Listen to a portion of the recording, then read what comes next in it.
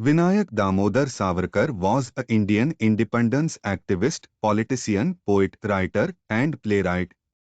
He was born on 28 May 1883 in a small village called Bhagur in the Nashik district of Maharashtra, India.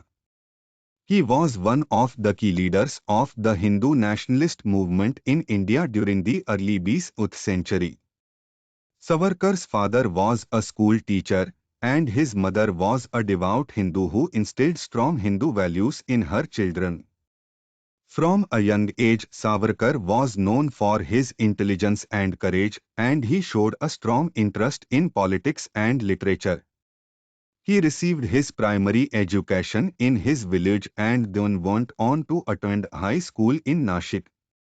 In 1902, Savarkar enrolled at Fergusson College in Pune to study history and politics.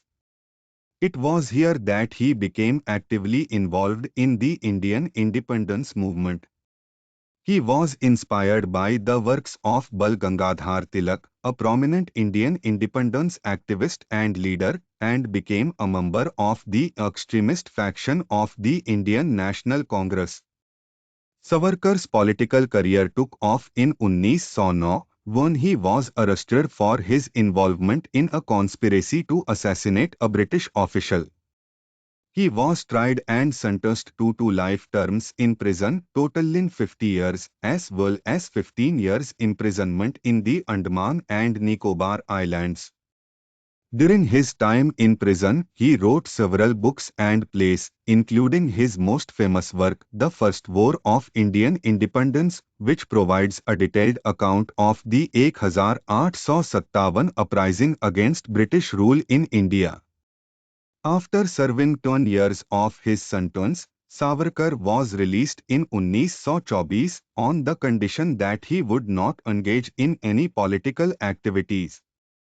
However, he continued to write and speak out against British rule, and he was arrested several times over the next few years. In 1924, he was elected as the president of the Hindu Mahasabha, Hindu nationalist organization, and he held this position until 1928.